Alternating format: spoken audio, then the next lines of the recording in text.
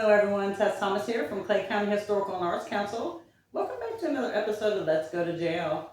Today we are with two Hogsed cousins, Keith and Sam, and they're going to be telling us about their grandmother Ethel and her wonderful carvings. Sam and Keith, thank you so much for having us out here today. Thank you for coming. I'm so excited to hear about all of her carvings and the history behind the whole story of Miss Ethel. Can you just kind of start us out with how you guys are cousins? How is your parents? Which parents are siblings? Our dads are brothers. We're brothers. They both passed, but our dads were brothers and grew up here at the house where we are today. Oh, yes, it's a beautiful homestead. And I know you're going to talk to us a little bit about that too. Sam, you've been here your whole life, I understand. Right. And Keith, you moved away for a short period? Yeah, we did. My parents, we lived in the area over in the Murphy, Brasstown, Hanging Dog area when I was born. And then when I was about 18 months old, my parents moved away over to the central part of the state and then a lot of different places over the years and came back here for holidays. Felt like home even though we didn't live here. So we always came back for holidays to visit family on both sides of my family. And Sam, you have the Hogsed General Store over here? Yes, just reopened it. Yeah. You just reopened it. And let's go ahead and plug that. What's your hours and days of 10 to 4, Thursday through Sunday, 10 to 4. And we've got I've got a cool expedition out there, exhibit, I guess, of my grandmother's stuff in the middle of it. So they want to stop by and see it. It's pretty cool. Wonderful. And then you just have like sundries, or what do you sell there? Boots. I'm going back a little bit like Hogsed used to be, the boots and the hunting and stuff. And then we got antiques and just some cool stuff. And we're trying to get all local made. So if you know artists that have nowhere to sell their stuff, I want to sell their local made stuff. Oh, okay. Wonderful. So, why don't you go ahead and tell our viewers what your phone number is and how they can get in touch with you? 828-361-2117. That's my cell phone. Okay, wonderful. So can you tell us a little bit about how your family came to the area or how many generations back they've been living here? The best I can tell, actually, when my wife and I moved back up here and moving into the homestead here, I got interested in some of that family history that I had never really known a lot about. And so from what I can tell on looking at some of the genealogy websites, our family has been in the area for about, Sam and I are like the 6th generation. Oh, that's amazing. And our grandparents, Ethel and Enoch, both originally lived over in the Shooting Creek area, from what I can tell. Okay. And maybe got married over in that area, and then moved here to this area here in Warren in this house, probably in the early 40s. Okay. And I just want to mention that your grandmother's maiden name was Byers. Correct. All right. And so I've heard that name here locally also. Yep. So that's So both the Byers and I haven't looked. I think the Byers family also goes back about that many generations or maybe more. Right. As well. So yeah, both the Hogsed side and the Byers side both go back about that 6 or 7 That's generations. a wonderful lineage. I wish I had that kind of history, detail in my family. Let's talk a little bit about the early years of your grandmother Ethel carving and how she got started into it. Yeah. The story that I've heard is that her sister Sue, who was Sue Byers McClure, was also a carver and got into it first through the folk school, John C. Campbell Folk School, and that about the time that my grandparents moved over here to Warren, Sue got Ethel involved in carving, and that's when she started. And that was around 1946, from what I've been told. So how old do you think she was in 46? She would have been about 26. She was born in 1920. Okay. And so she would have been about 26. What I understand about that is I believe the federal government give grants to John C. Campbell Folk School to be able to come out in the low-income areas and give the people here an opportunity to make a living, from what I've read on that. Okay. So there was some grants there, I believe, that was given out to that reason, and that's got a lot of people in this area. There wasn't just 1 or 2 carvers. There was a lot of carvers in this area at one time. And we're trying to collect some of those. I'm trying to get other pieces of other wood carvers around this area too.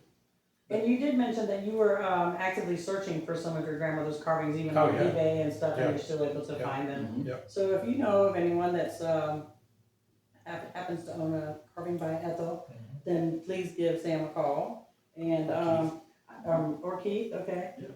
Keith, do you want to get on your contact information or email or phone? They can contact me at khogsed@gmail.com. Okay, like to, perfect. if they have some pieces. Now, before we get into, I know there's a Smithsonian story, I really want to hear this, but I'm assuming that the story you were talking about when you found the piece of wood and brought it to grandma to carve was probably before the Smithsonian stuff? Oh yeah, I grew up here, and when we get off the school bus, we ran straight here to Granny's house, and she always had us a peanut butter and jelly sandwich and something to eat, and in here, and then we would help her. She, there are different stages of it. We would do. Sometimes she needed help sanding, so she'd use an 80 grain, and then a 120 grain, and then a 220 grain on the wood carvings, and she'd sand them, and then she'd finish them, and then she'd sand it again, and then finish it again. So it was a real detailed process on how much finish she put on them. So we'd come out with her, and a lot of times we would do the sanding for her, and she'd have different ones there for us to work on, or some of the carving too, a little bit. But we helped her, and she looked forward to us running through that door too. So it was. Oh, I know. As a grandmother myself, I would love to walk in my door anytime. Yeah. So was there a particular carving that you were talking about in that story where you found the piece of wood?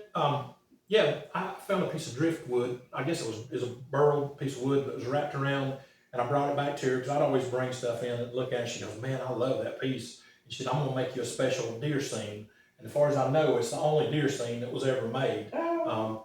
That I know that he's got a deer down here, but this was a whole platform, and it had 3 deer on it. And I've got it out there. A couple legs are broke right now. I got to get fixed, but it's the only one I ever seen. And another one I found like that. She made me a dolphin. And I'd never seen anybody else have the dolphin, but she made the dolphin swim in the wave on Oh, too. amazing. Yeah.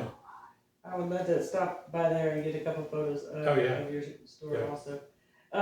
Keith, you want to tell us the story about how she started carving with John C. Campbell Folk School and the story about the Smithsonian? Sure, yeah. Again, from what I understand, her sister Sue got her involved in carving, and I got a number of images that were taken at the folk school. Probably some of them are sort of casual images.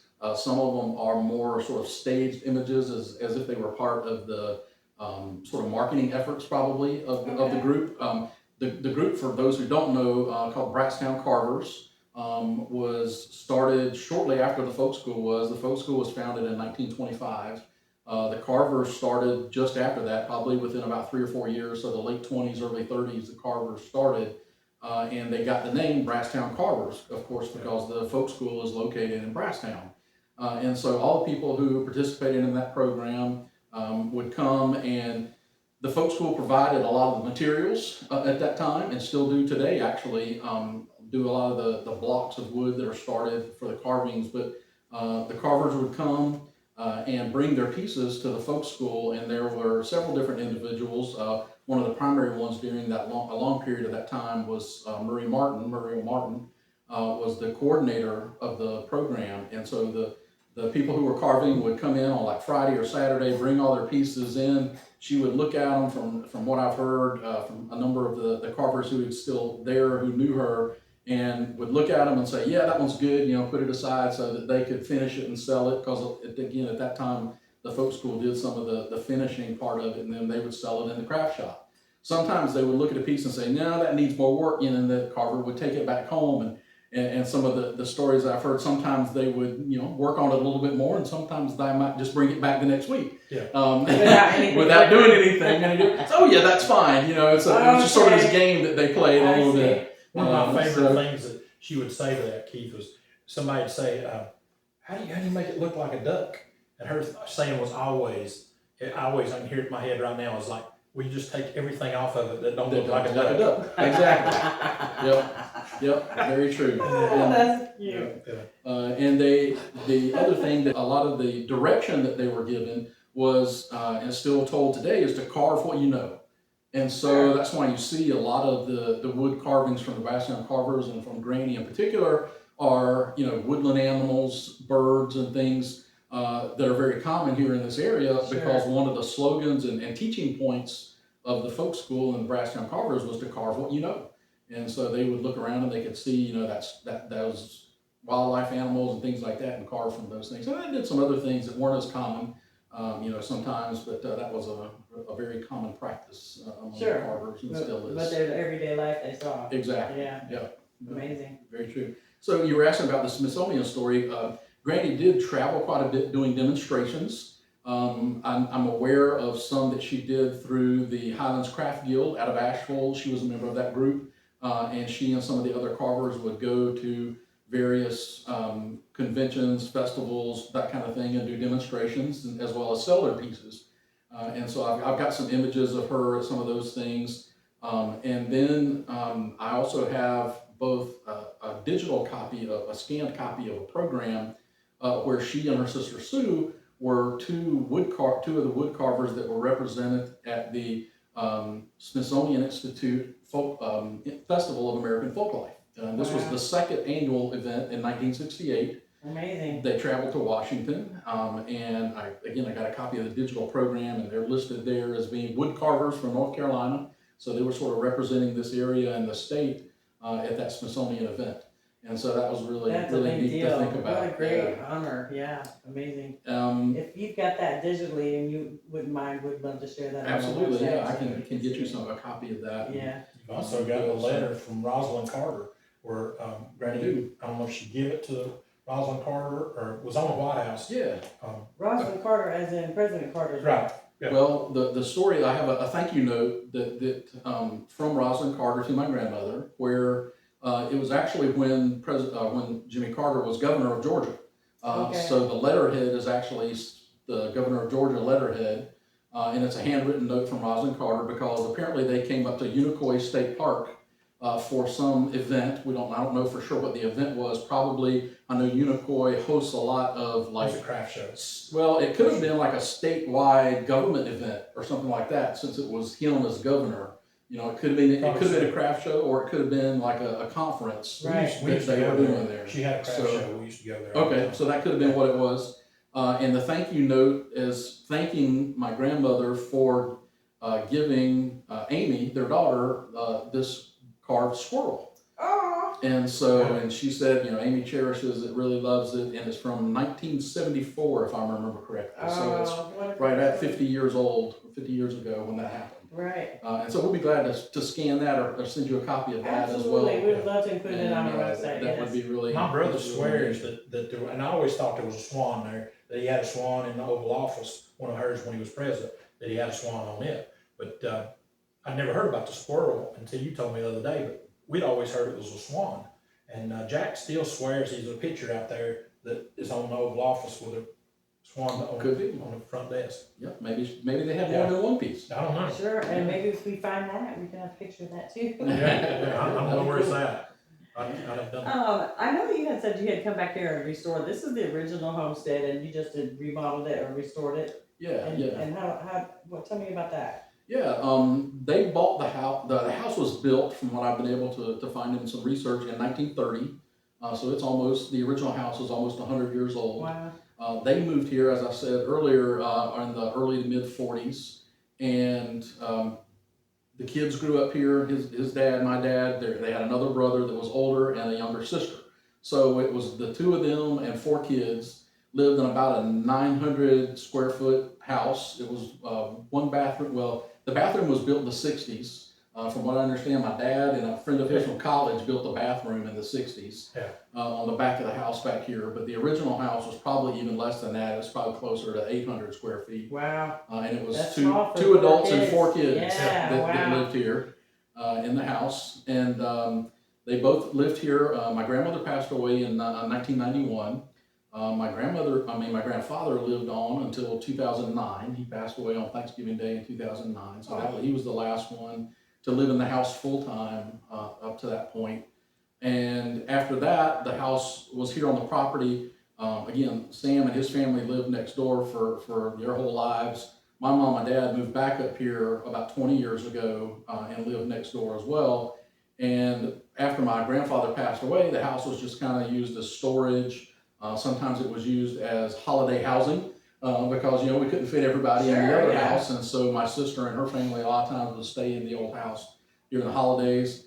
And then my dad unfortunately passed away in 2021, and so my wife and I decided to move up here to be closer to my mom. We had lived in the Atlanta metro area for about 35 years, and came up here and talked about it, decided we'd like to move up here, looked at a number of different options for putting another house on the property somewhere, buying somewhere else. And the more I thought about it, the more I was just like, I'd really like to live where my grandparents lived. We decided that we would do that we would, renovate the house and move up here. And so we did. We came up with some plans. I came up a couple of times, took some measurements to get the size and everything, and figure out the layout, what we wanted and needed. We wanted a little bit more than what was here, so we ended up adding on to the front of the house. But we kept basically everything about the old house is still there, and we just added to the front, and we actually kept pretty much the architectural layout, the front of it, the style, so that it looks very similar to what the old house was. The porch is a little bit different, but it looks very similar. We kept as many old features as we could. We're sitting here in what is now our living room, which was where the porch used to be on the old house. And folks on the camera can't see it, but you can. This wooded wall right up here is where the old house ended. And that so was part of the porch? That tin right there was a part of the roof of the original house. And so we included that in the design as well. Yeah. We've got a number of other features. That key hanging on the wall is the original key to the front door. We have a barn door on our closet door in our bedroom that is the original front door of the house. So we tried to reuse the wood that's wrapping the island over there is wood from the original house. So we wanted it to be modern and comfortable for our needs and our family needs, but we also wanted to use as much as we could and save as much of that history as we could. Yeah, preserving the history. So that was about 3.5 years ago that we did that. Yeah, it's beautiful. I've got a lot of great memories. Just my bedroom looked out this window out here. And a lot of mornings I'd wake up at 4 o'clock in the morning, and Grandpa his headlights would be on a pile of wood, and he'd be busting them by the headlights of the truck. And I'd hear it. And my grandpa was just tough. He was just one of those tough guys. He loved fishing. And he had black walnut tree down here, and he'd get them black walnuts and he'd pile them up and then crack them. And one of my all-time favorites, Granny had a chopping block out here, and we'd go and every Saturday afternoon she'd tell me and Scott, go catch a chicken. We'd put it on the chopping block. And I never to this day have I figured out how she fed as many people as she did with one chicken. Right. Because she fed a lot of people on Sunday afternoon with one chicken. And I never figured that out to this day, how that happened. But how the chickens run around all over the place here. And just we had a swing out here, big maple tree and a swing. And just a lot of great memories right here at this house. That's amazing. Yeah. One of the cool things about it to me, and you probably remember this better than I do, was for her carving, that there was a bandsaw on the front porch for years that she used, and we'll hopefully give you guys some images of some of the process of the carving, going from patterns to blocks to carvings, and she had a bandsaw here on the property on the front porch where it was always set up ready to go. It was set up ready to go. Those blocks would get cut, and then she would sit, as Sam said, in the either in the living room or on the front porch or we've got a building out here called the carving house that we now use for storage, and she'd go out there, I guess particularly when the weather was cool, she'd go in there and there's probably a wood stove in there, I think, down there. Most of the time she'd sit right there. But She had a rocking chair, and she'd sit there and carve in a rocking chair. And she'd also do her milk. We'd go over here to the place and get her milk. She'd come out and rock it until we got the cream off of it, and then get the cheese and the butter off of it. So it was just, it was really cool. That's she'd amazing. make out. But most afternoons we'd come straight here, and she'd have Little Debbie's and some kind of sandwich for us, and we'd go to work, helping her work or doing whatever. Right. It was a good childhood. We had fun. What an amazing story. I'm so grateful that you guys have shared that with us. That it's important to remember our history and where we came from. Yeah. I am excited to tell you all that Keith has graciously agreed and offered to let us use some of his grandmother Ethel's carvings for one of our featured exhibits this coming season at the Old Town Museum. So there's going to be a display there that you guys can please come in and see some of this wonderful work that Ethel has done. And was there any other stories you guys wanted to share with before we close it up? I don't know. I can tell you one about the house. Okay. This one here rings in my head all the time. Dad, later in life, I told Dad, I said, I'm going to go out there around the house and take a metal detector and go around the house, see if I can find some old coins. And he looked at me and goes, Sam, if we lost a coin back then, we would find it. Right? He said, That's we a didn't have to good worry point. about finding nothing, because if we'd have dropped one through the cracks or whatever it was, we would have You found would have found it. it, yeah, I agree, as a kid, yeah. That does remind me of another story about the reason I've got another digital copy of a letter that's in the North Carolina archives that my grandmother wrote to Murray Martin, who I mentioned earlier Yeah. was the coordinator of the program.